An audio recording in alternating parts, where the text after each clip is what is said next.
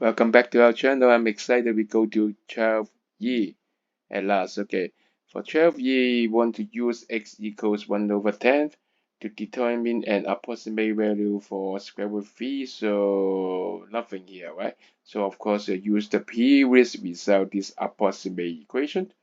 Substitute x equal 1/10 for left and right hand side or the x, and then they said that you will get an approximate value for square root phi. It is a c over d. Very complicated one because you don't have the result. So just be brave and dive into the question now. Okay, first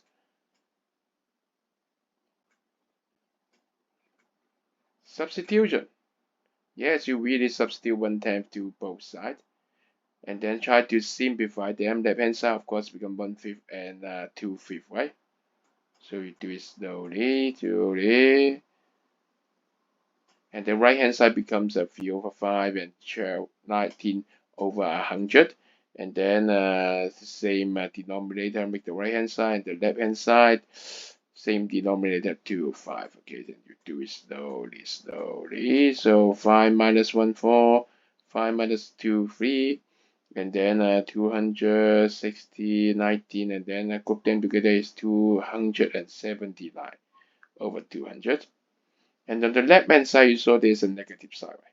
So you move this negative one to the right hand side, just flip the fraction to 200 over 279. So, and then move all the half index to square root, and then square root 5 become 5, right?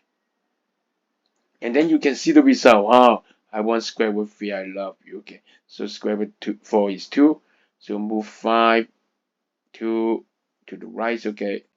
So becomes on the left is 2 over 5, the right becomes 5 over 2. So do it slowly, we need it done, don't be too excited. Okay, 500 over 279. And I must say,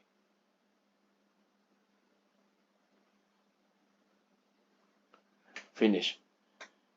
I don't know how to make the sound, the effects of clapping. So I just clap first. We did for paper one, okay?